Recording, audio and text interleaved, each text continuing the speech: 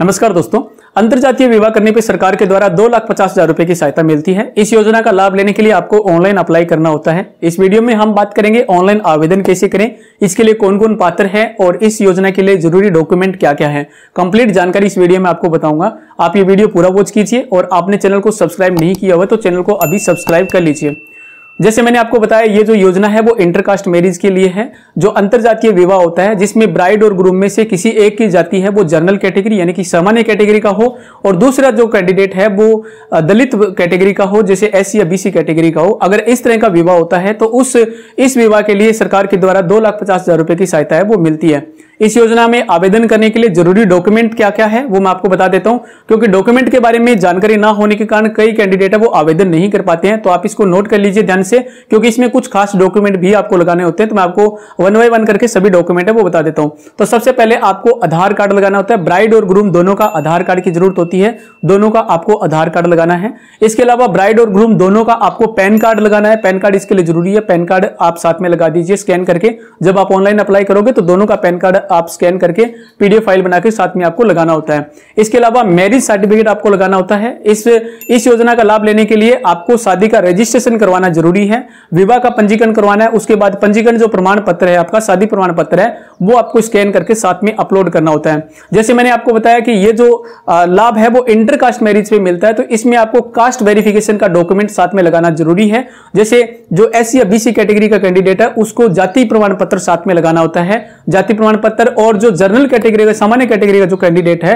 अगर उसके पास जाति प्रमाण पत्र नहीं है तो जाति की वेरिफिकेशन करवानी होगी उसको। सरपंच से और पटवारी से, तहसीलदार से आपको वेरिफिकेशन करवानी होगी। आप एक एप्लीकेशन टाइप कीजिए तहसीलदार साहब के लिए वेरिफिकेशन करवाने की, और उस पे आप सरपंच से, पटवारी से और तहसीलदार साहब से वेरिफिकेशन करवा के और वो एप्लीकेशन आपको स्कैन करके साथ में अपलोड कर देनी है, ठीक है। इसके अलावा आपको बैंक अकाउंट लगाना होता है। ब्राइड और ग्रूम दोनों का बैंक अकाउंट आपको लगाना है। यहां पे आपको ध्यान रखना है, ब्राइड और ग्रूम का आपको ज्वाइंट बैंक अकाउंट लगाना है, ठीक है। आप एक ज्वाइंट बैंक अकाउंट ओपन करवाइए, जिसमें आपको यह ध्यान रखना है कि बैंक अकाउंट में जो नाम होता है वहां पे ब्राइड का नाम यानी कि जो लेडीज है उसका नाम पहले होना चाहिए और जो जेंट्स है उसका नाम बाद में होना चाहिए, ठीक है। तो ये ध्यान रख करके आपको एक बैंक अकाउंट ओपन करवाना है और ये अकाउंट आपको ऑनलाइन स्कैन करके साथ में अपलोड कर देना है, ठीक है। इसके अलावा जो ब्राइड और ग्रूम दोनों हैं उनके डीओबी वेरीफाइड करने के लिए उनका डेट ऑफ बर्थ का कोई भी प्रूफ आप लगा सकते हो, जिसमें आप 10th क्लास की मार्कशीट लगा सकते हो, स्कूल की मार्कशीट लगा सकते हो, या फिर आप जन्म प्रमाण पत्र या फिर पासपोर्ट वगैरह, इनमें से कोई भी आपको डेट ऑफ बर्थ का प्रूफ है वो लगाना है। इसके अलावा नेक्स्ट जो डॉक्यूमेंट है वो आपके निवास प्रमाण पत्र का है। आपको आपके रेजिडेंट प्रूफ लगाना होगा। आप निवास प्रमाण पत्र लगा सकते हो या फिर इस जगह आप वोटर कार्ड है वो लगा सकते हो, ठीक है।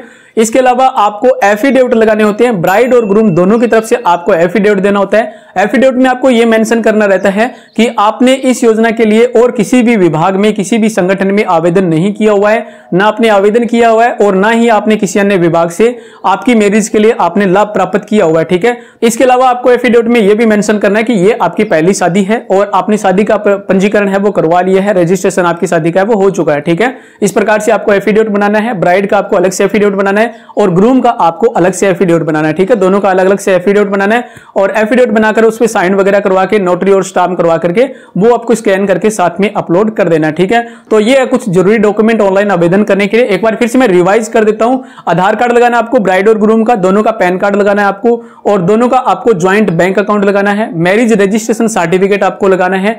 दोनों का आपको जाति प्रमाण पत्र लगाना है। एससीबीसी कैंडिडेट है उसका जाति प्रमाण पत्र और जो जनरल सामान्य कैटेगरी का जो कैंडिडेट है उसकी जाति वेरिफिकेशन करवा करके और वो डॉक्यूमेंट आपको साथ में लगा देना है, ठीक है।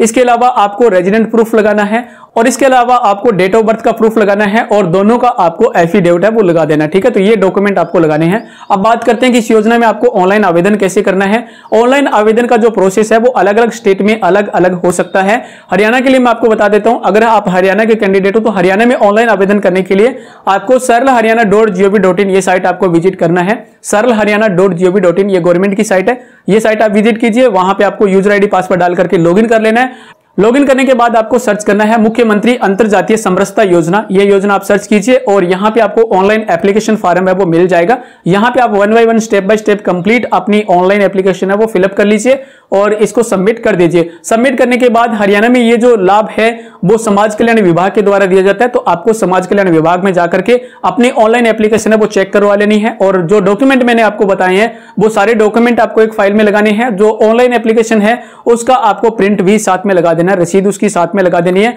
और डिपार्टमेंट में जाकर के आपको फाइल है वो जमा करवा देनी है। ठीक है, तो ये प्रोसेस है ऑनलाइन करने का।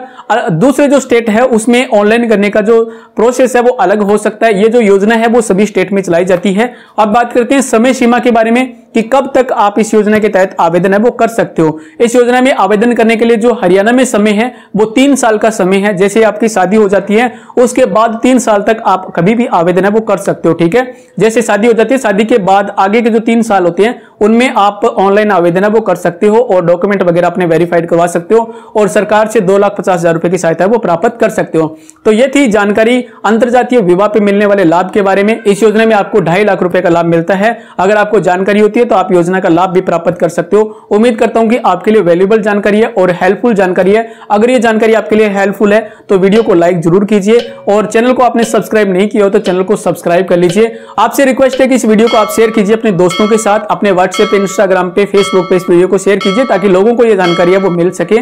वीडियो वॉच करने के लिए आप सबका बहुत बहुत धन्यवाद। जय हिंद, वंदे मातरम।